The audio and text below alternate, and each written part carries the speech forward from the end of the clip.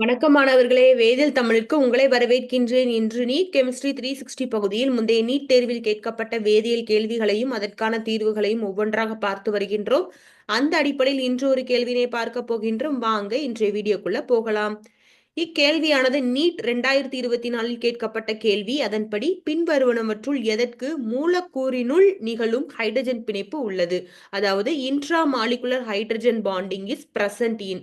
அதாவது கீழே நம்மளுக்கு 4 மூலக்கூறோட அமைப்பு கொடுத்துருக்காங்க. இதுல எந்த மூலக்கூறுக்குள் நிகழும் ஹைட்ரஜன் பிணைப்பு நடைபெறுகிறது அப்படிங்கறதான் கேள்வி. முதல்ல ஹைட்ரஜன் பிணைப்புனா என்ன அப்படின்னு பார்த்திடலாம். ஹைட்ரஜன் பிணைப்பு அப்படிங்கிறது ஒரு ஹைட்ரஜன் அணு புளூரின் அல்லது ஆக்சிஜன் அல்லது நைட்ரஜன் போன்ற அதிக எலக்ட்ரான் கவர்தன்மை கொண்ட அணுவுடன் சக பிணைப்பு முறையில் இருக்கும்போது பிணைப்பு முனைவுறுகிறது.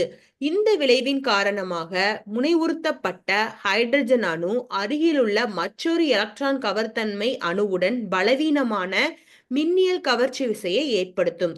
இதுதான் ஹைட்ரஜன் பிணைப்பு அப்படின்னு சொல்றோம். When a hydrogen atom is covalently bonded to a highly electronegative atom such as fluorine or oxygen or nitrogen, the bond is polarized. Due to this effect, the polarized hydrogen atom is able to form a weak electrostatic interaction with another electronegative atom present in the vicinity. இப்போ பார்த்தீங்க அப்படின்னா ஒரு எடுத்துக்காட்டு பார்க்கலாம். அது என்ன அப்படின்னு பார்த்தீங்கன்னா ஒரு மூலக்கூறோட அமைப்பு கொடுத்துருக்காங்க. இப்போ பாத்தீங்க அப்படின்னா அந்த ஹைட்ரஜன் இசட் அப்படிங்கிற ஒரு ஆட்டத்து கூட இணைஞ்சிருக்கு. இப்போ இந்த இசட் அப்படிங்கிறது என்ன ஆட்டமா இருக்கலாம் அப்படின்னு பாத்தீங்கன்னா புளூரின் அல்லது ஆக்சிஜன் அல்லது நைட்ரஜனா இருக்கலாம். இப்போ இந்த ஆட்டங்கள் எலக்ட்ரான் கவர்தன்மை அதிகமா இருக்கும். அப்படிங்கிறப்ப இந்த ஹைட்ரஜனுக்கும் இந்த இசட்டுக்கும் இடையில இருக்கிற பிணைப்புல இருக்கிற 2 எலக்ட்ரான்களை தன்பால் ஈர்க்கும் தன்மை அதிகமா இருக்கிறதுனால இதை டெல்டா நெகட்டிவ் அப்படின்னு சொல்றோம். இந்த ஹைட்ரஜன் எலக்ட்ரான்கள் குறைவா இருக்கிறதுனால இதற்கு டெல்டா பாசிட்டிவ் அப்படின்னு சொல்றோம். இப்ப பாத்தீங்க அப்படின்னா இந்த ஹைட்ரஜனுக்கும் இசட்டுக்கும் இடையில இருக்கிற இந்த பிணைப்பு தான் என்ன அப்படின்னு பாத்தீங்கன்னா முனைவுறுத்தப்பட்ட சகப்பிணைப்பு, அதாவது போலார் கோவலன் பாண்ட். இப்ப பாத்தீங்க அப்படின்னா இது பக்கத்துல இன்னொரு மூலக்கூறோட அமைப்பு இருக்கு. அந்த மூலக்கூறு அமைப்புல ஒரு எக்ஸ் அப்படிங்கிற ஒரு ஆட்டம் இருக்கு. இந்த எக்ஸ் அப்படிங்கிற ஆட்டம் எதெல்லாம் இருக்கலாம் அப்படின்னு பாத்தீங்கன்னா புளூரின் அல்லது ஆக்சிஜன் அல்லது நைட்ரஜனா இருக்கலாம். இதுவும் எலக்ட்ரான் கவர் தன்மை அதிகமா இருக்கிறதுனால இது டெல்டா நெகட்டிவா இருக்கு. இப்ப இந்த டெல்டா நெகட்டிவ் இந்த டெல்டா பாசிட்டிவ்க்கும் இடையில ஒரு பலவீனமான மின்னியல் கவர்ச்சி கொண்ட ஒரு பிணைப்பு நடக்குது. இதை தான் என்ன சொல்றோம் அப்படின்னா ஹைட்ரஜன் பாண்டிங் அப்படின்னு சொல்றோம். இப்போ இந்த ஹைட்ரஜன் பாண்டிங்க்கு 2 பிரிவா இருக்கு. என்ன அப்படின்னு பாத்தீங்கன்னா முதல் பிரிவு என்ன அப்படின்னு பாத்தீங்கன்னா இன்டர் மாலிகுலர் ஹைட்ரஜன் பாண்டிங், மூலக்கூறுகளுக்கு இடைப்பட்ட ஹைட்ரஜன் பிணைப்பு. அப்படின்னா என்ன அர்த்தம் அப்படின்னா 2 வெவ்வேறு மூலக்கூறுகளுக்கு இடையில இருக்கிற ஹைட்ரஜன் பிணைப்பை தான் இன்டர் மாலிகுலர் ஹைட்ரஜன் பாண்டிங் சொல்றோம். இன்னொரு பிரிவு என்ன அப்படின்னு பாத்தீங்கன்னா இன்ட்ரா மாலிகுலர் ஹைட்ரஜன் பாண்டிங், அதாவது மூலக்கூறினுள் நிகழும் ஹைட்ரஜன் பிணைப்பு. அதாவது ஒரு மூலக்கூறு எடுத்துக்கிட்டோம் அப்படின்னா அந்த மூலக்கூறுக்குள்ள நடக்கிற ஹைட்ரஜன் பிணைப்பை தான் இன்ட்ரா மாலிகுலர் ஹைட்ரஜன் பாண்டிங் சொல்றோம். முதல்ல இன்டர் மாலிகுலர் ஹைட்ரஜன் பாண்டிங்க்கு ஒரு உதாரணம் பார்த்துடலாம். இப்போ எடுத்துக்காட்டு என்ன அப்படின்னு பாத்தீங்கன்னா நீர் மூலக்கூறு தான். இப்போ நீர் மூலக்கூறுல எதற்கு எலக்ட்ரான் கவர் தன்மை அதிகமா இருக்கு அப்படின்னு பாத்தீங்கன்னா ஆக்சிஜனுக்கு தான். அப்போ அதை டெல்டா நெகட்டிவ் அப்படின்னு சொல்றோம். இப்போ இந்த ஹைட்ரஜன்ல இருக்கிற எலக்ட்ரான்களை இந்த ஆக்சிஜன் தன்பால் இருக்கிறதுனால இங்க ஹைட்ரஜன் எலக்ட்ரான் குறைவா இருக்கிறதுனால இதை டெல்டா பாசிட்டிவ் அப்படின்னு சொல்றோம். இப்போ பாத்தீங்க அப்படின்னா இதே மாதிரி இன்னொரு நீர் மூலக்கூறுக்கும் இடையில இருக்கிற அந்த டெல்டா பாசிட்டிவ்க்கும் டெல்டா நெகட்டிவ்க்கும் இடையில ஒரு பலவீனமான மின்னியல் கவர்ச்சி விசை உருவாகிறதுனால இந்த பாண்டிங்கை தான் என்ன சொல்றோம் அப்படின்னா இன்டர் மாலிகுலர் ஹைட்ரஜன் பாண்டிங் அப்படின்னு சொல்றோம். இதற்கு இன்னொரு எடுத்துக்காட்டு என்ன அப்படின்னு பாத்தீங்கன்னா பேரா ஹைட்ராக்சி பென்சால்டிகைடு. இங்க பாத்தீங்க அப்படின்னா 2 பேராஹைட்ராக்சிக் பென்சால்டிகைடு இருக்கு. இப்ப பாத்தீங்க அப்படின்னா இங்க இருக்கிற எலக்ட்ரான் கவர்தன்மை எதற்கு அதிகம் அப்படின்னு பாத்தீங்கன்னா ஆக்சிஜனுக்கு தான்.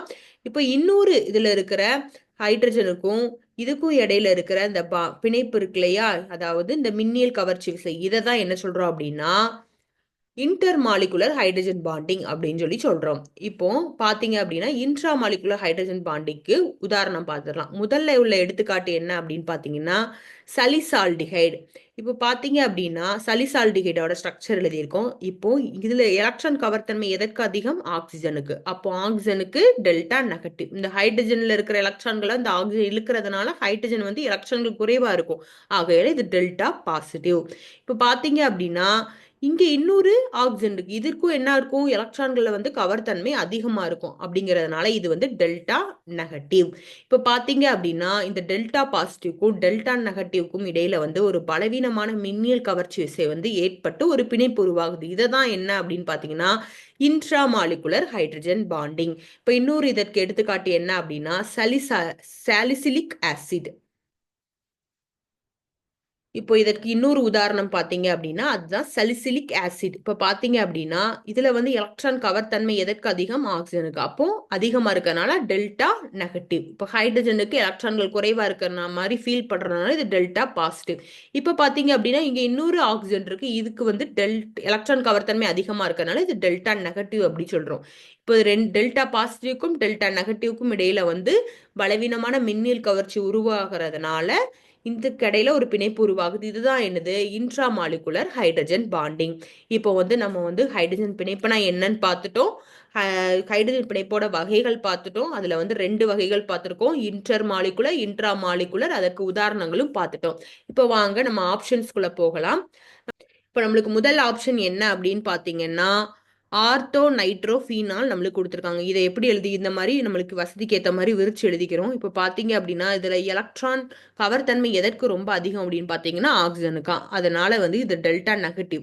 இப்போ இந்த ஹைட்ரஜன்ல இருக்கிற எலக்ட்ரான்களை வந்து தன்பால் ஈர்க்கறதுனால ஹைட்ரஜன் வந்து எலக்ட்ரான்கள் வந்து குறைவா இருக்கும் ஃபீல் பண்றதுனால இது வந்து டெல்டா பாசிட்டிவ்.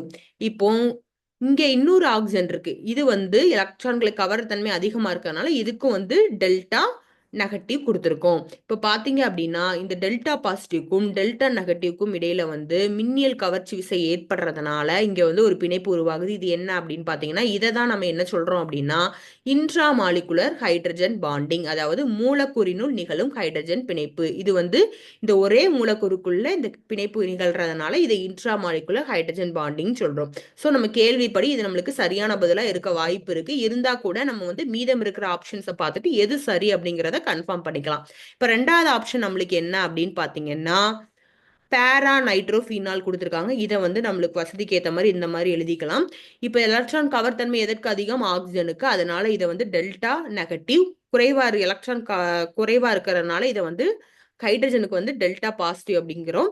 இங்க இன்னொரு ஆக்சிஜன் இருக்கு. இதுக்கும் கவர்த்தன்மை அதிகமா இருக்கிறதுனால டெல்டா நெகட்டிவ். இப்போ இந்த ரெண்டுக்கும் இடையில வந்து ரொம்ப அதிகமான தூரம் இருக்கிறதுனால இதனால இதே ஒரே மூலக்கூறுக்குள்ள ஹைட்ரஜன் பிணைப்பை உருவாக்க முடியாது. ஆகையால இதே மாதிரி இன்னொரு மூலக்கூறுல டெல்டா பாசிட்டிவும் இந்த மூலக்கூறுல இருக்கிற டெல்டா நெகட்டிவ்க்கும் இடையில பலவீனமான மின்னியல் கவர்ச்சி வந்து உருவாகிறதுனால இங்க ரெண்டுக்கும் இடையில ஒரு பிணைப்பு உருவாகுது. இதை தான் என்ன சொல்றோம் அப்படின்னா இன்டர் மாலிகுலர் ஹைட்ரஜன் பாண்டிங், அதாவது மூலக்கூறுகளுக்கு இடைப்பட்ட ஹைட்ரஜன் பிணைப்பு.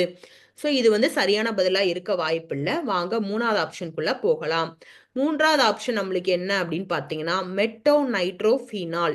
இப்போ இதை நம்ம வசதிக்கு ஏற்ற மாதிரி இந்த மாதிரி எழுதிக்கலாம். இப்போ இதுல எலக்ட்ரான் கவர்த்தன்மை எதற்கு அதிகம் அப்படின்னு பார்த்தீங்கன்னா ஆக்சிஜனுக்கு. அதனால வந்து இது டெல்டா நெகட்டிவ். எலக்ட்ரான்கள் வந்து குறைவா இருக்கிற மாதிரி ஃபீல் பண்ணும் ஹைட்ரஜன். ஆகையால இது வந்து டெல்டா பாசிட்டிவ். இப்போ இங்க இன்னொரு ஆக்சிஜன் இருக்கு. இதுவும் என்னது? எலக்ட்ரான் கவர்த்தன்மை அதிகமா இருக்கிறதுனால இது டெல்டா நெகட்டிவ் அப்படின்னு சொல்றோம். அதே மாதிரி இன்னொரு மூலக்கூறு கூட வந்து இது சேரும்போது டெல்டா பாசிட்டிவ் வந்து டெல்டா நெகட்டிவ்க்கும் இடையில வந்து ஒரு மின்னியல் கவர்ச்சி விசை வந்து உருவாகுது. ஆகையால வந்து இந்த பிணைப்பை தான் என்ன சொல்றோம் அப்படின்னு பாத்தீங்கன்னா இன்டர் மாலிகுலர் ஹைட்ரஜன் பாண்டிங், அதாவது மூலக்கூறுகளுக்கு இடைப்பட்ட ஹைட்ரஜன் பிணைப்பு. இதுவும் சரியான பதிலா இருக்க வாய்ப்பு இல்லை. வாங்க 4வது ஆப்ஷனுக்குள்ள போகலாம். 4வது ஆப்ஷன் வந்து ஹைட்ரஜன் ஃப்ளூரைடு. இப்ப பாத்தீங்க அப்படின்னா ஃப்ளூரின் வந்து அதிக அளவு எலக்ட்ரான் கவர்த்தன்மை அதிகமா இருக்கிறதுனால இது டெல்டா நெகட்டிவ். இப்போ இந்த ஹைட்ரஜன் வந்து எலக்ட்ரான்கள் குறைவா இருக்கும் அப்படிங்கிற ஃபீல் பண்றதுனால டெல்டா பாசிட்டிவ். இப்போ பார்த்தீங்க அப்படின்னா இதே மாதிரி இன்னொரு மூலக்கூறு கூட சேரும்போது என்ன ஆகுது அப்படின்னு பார்த்தீங்கன்னா, இந்த டெல்டா பாசிட்டிவ் இந்த டெல்டா நெகட்டிவ்க்கும் இடையில பலவீனமான மின்னியல் கவர்ச்சி உருவாகிறதுனால ஒரு பிணைப்பு உருவாகுது. இதை தான் என்ன சொல்றோம் அப்படின்னா இன்டர் மாலிகுலர் ஹைட்ரஜன் பாண்டிங், அதாவது மூலக்கூறுகளுக்கு இடைப்பட்ட ஹைட்ரஜன் பிணைப்பு. இதுவும் சரியான பதிலா இருக்க வாய்ப்பில்லை. வாங்க நம்ம கேள்விக்குள்ள போயிடலாம். கேள்வி என்ன அப்படின்னு பாத்தீங்கன்னா, பின்வருவனற்றுள் எதற்கு மூலக்கூறுகளுக்குள் நிகழும் ஹைட்ரஜன் பிணைப்பு உள்ளது? அதாவது கீழே 4 மூலக்கூறு அமைப்பு கொடுத்திருக்காங்க. இந்த 4 மூலக்கூறு அமைப்புல எந்த மூலக்கூறினுள் நிகழும் ஹைட்ரஜன் பிணைப்பு நடக்குது அப்படின்னு பாத்தீங்கன்னா ஆப்ஷன் 1க்கு தான். மாணவர்களே, உங்களுக்கு இந்த வீடியோ உபயோகமா இருக்குன்னு சொல்லி நம்புறேன். உங்களுக்கு இந்த வீடியோ பிடிச்சிருந்ததுன்னா லைக் பண்ணுங்க, ஷேர் பண்ணுங்க. இந்த கான்செப்ட் குறித்து ஏதாவது சந்தேகம் இருந்தது அப்படின்னா அதை கமெண்ட் செக்ஷன்ல உடனடியாக பதிவு பண்ணுங்க. இது வரைக்கும் நம்ம சேனலை சப்ஸ்கிரைப் பண்ணாதவங்க நம்ம சேனலை சப்ஸ்கிரைப் பண்ண மறந்துடாதீங்க. நன்றி மாணவர்களே.